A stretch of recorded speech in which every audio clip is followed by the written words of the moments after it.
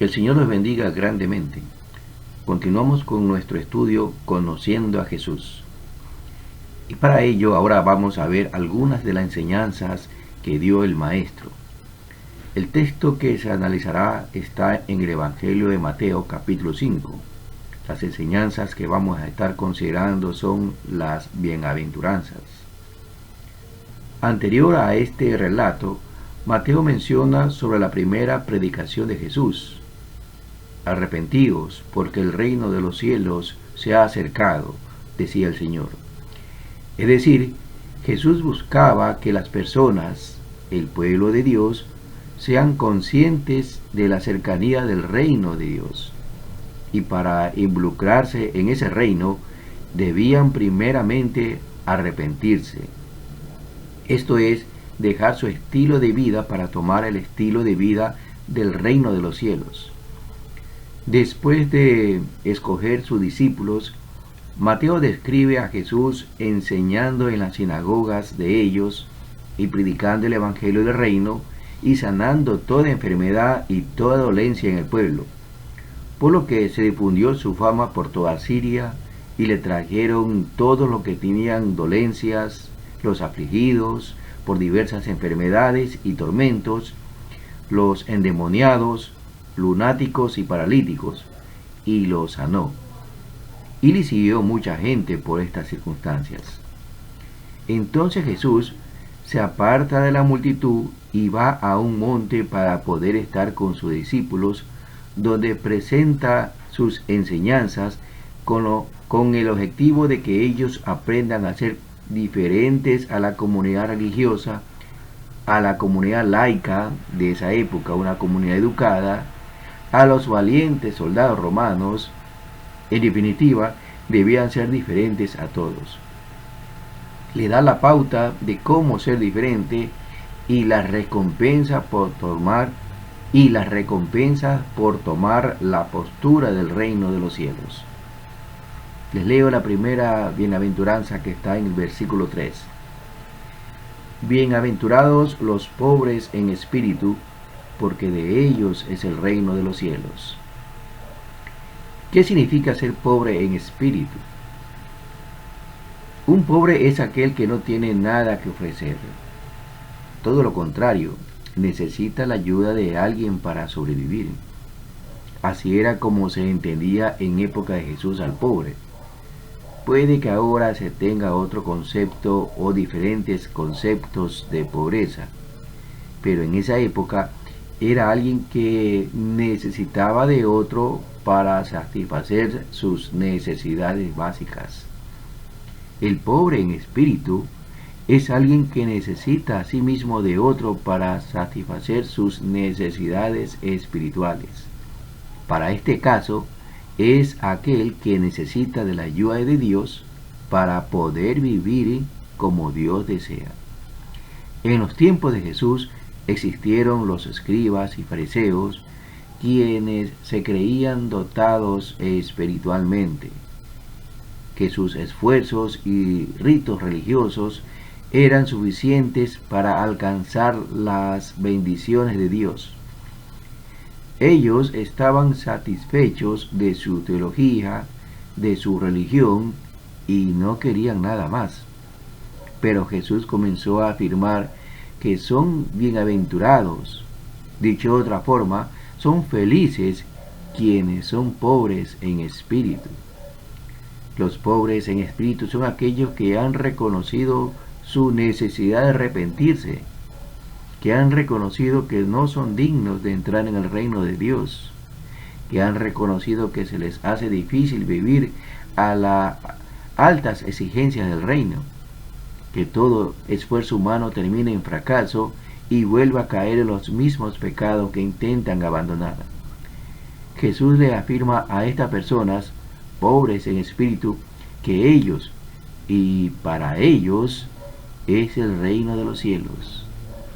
No es para quienes tienen poder, ni capacidad, ni teología, ni conocimientos, ni religión, ni descendencia, ni para el que se cree fuerte o rico en espíritu, sino para los pobres en espíritu, para aquellos que no se centran en sus capacidades ni esfuerzos, ni en sus virtudes, sino que reconocen su pobreza, su necesidad de Dios. Sigo leyendo el versículo 4. Bienaventurados los que lloran, porque ellos recibirán consolación. Siguiendo la secuencia lógica de la enseñanza de Jesús, los que lloran son aquellos que, después de entender la necesidad de arrepentirse, lloran por haber conducido una vida de rebeldía delante de Dios. Lloran porque sienten un profundo dolor por haber complacido a toda clase de capricho, por haberse dado sus gustos sin consideración alguna si aquello ofendía a otra persona u ofendía a Dios. Los que lloran han logrado sintonizar su percepción intelectual con la sentimental. Es decir, percibieron que su vida estaba mal conducida y sintieron un profundo dolor por aquello. Es el sentimiento de los pobres en espíritu. A aquellos Jesús les ofrece su consolación.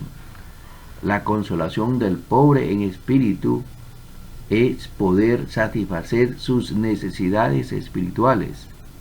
La consolación del que llora es recibir el gozo. Es Dios mismo quien se convertirá en su riqueza y Dios mismo se convertirá en su felicidad. Versículo 5. Bienaventurados los mansos, porque ellos recibirán la tierra por heredad. En esta parte de la enseñanza, Jesús espera que sus seguidores sean mansos. Este es un comportamiento muy diferente a las personas en general, aún en nuestra época, donde se hace énfasis al más fuerte, al festival de los hombres duros.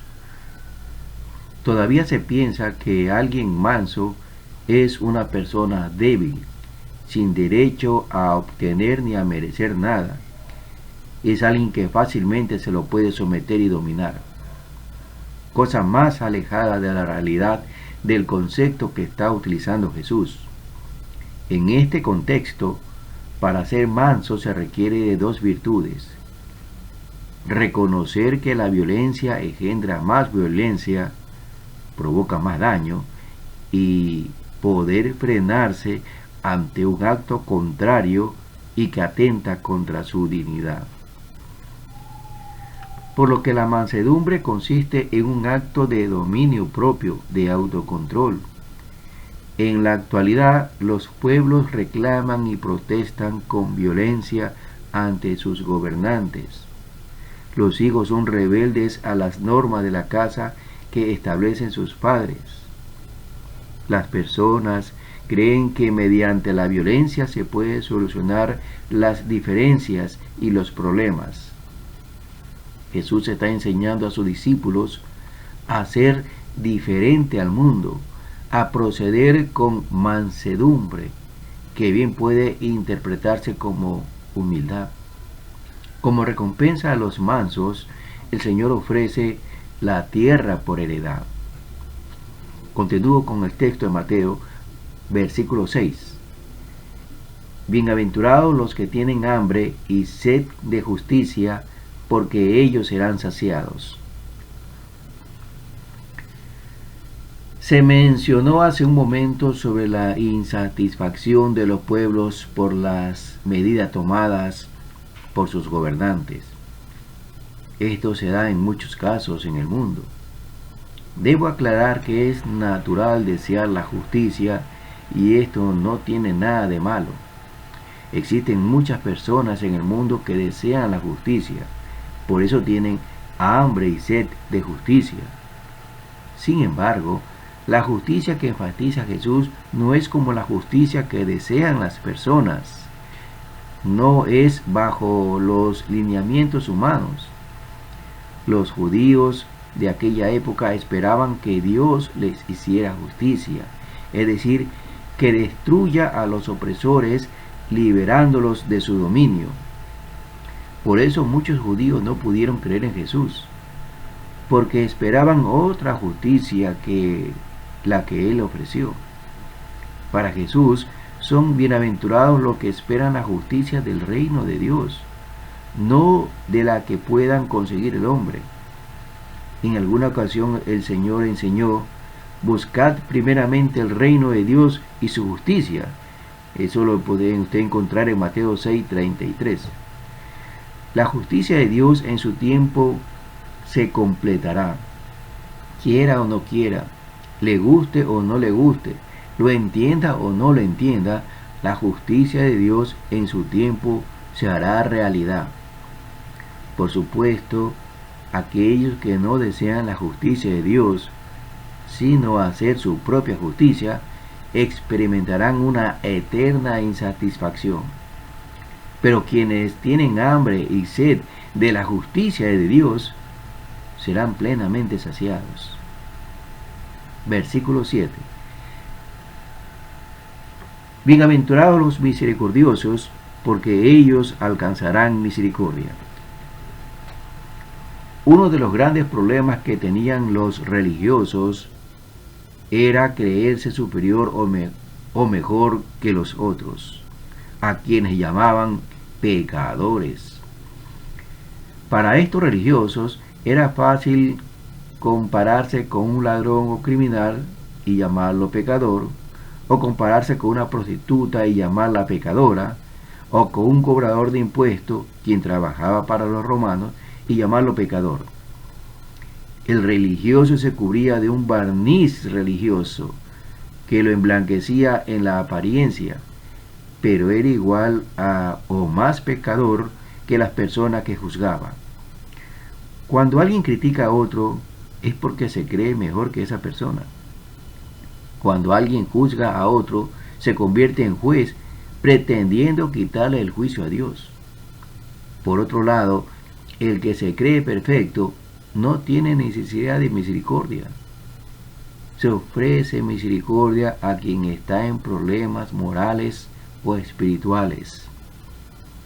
El discípulo de Jesús, quien ya se había arrepentido, quien había llorado por el dolor de haberse rebelado contra Dios, quien ahora tenía hambre y sed de justicia, debe recordar la situación de donde Dios lo ha sacado y ser misericordioso con quienes todavía ni siquiera pueden arrepentirse.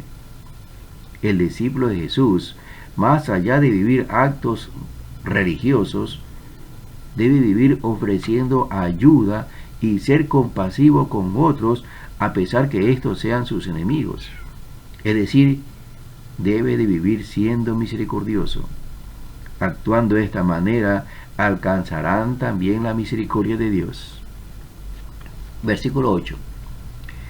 Bienaventurados los de limpio corazón, porque ellos verán a Dios. Esta es una actitud que se la puede identificar como un poco más elevada de las anteriores, porque está identificada en lo interior del ser humano, que el texto lo identifica, el corazón. ¿A qué se refiere?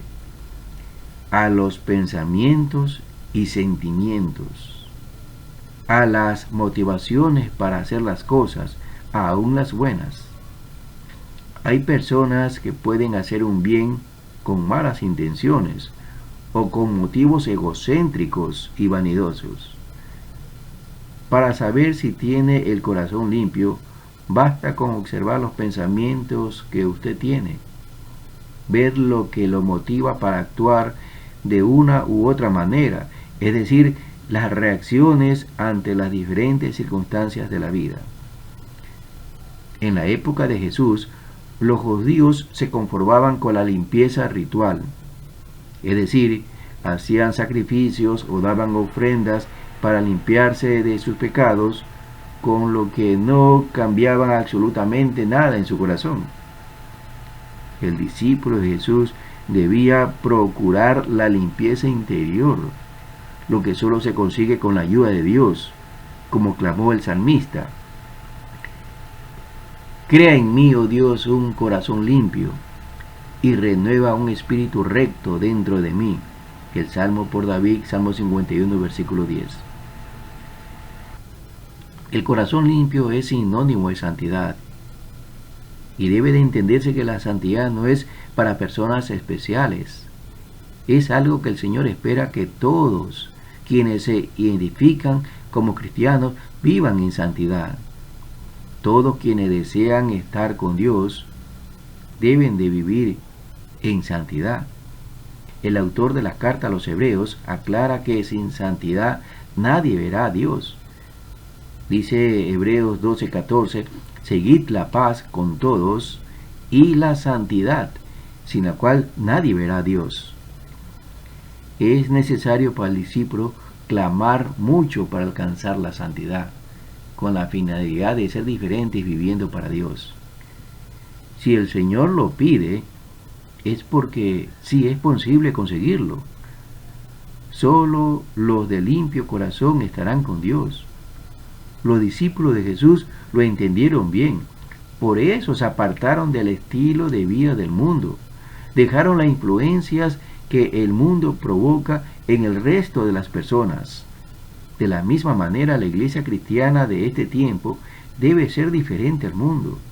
Diferente en su manera de pensar, diferente en sus sentimientos, en sus decisiones, en la manera de vestir, de hablar, de trabajar.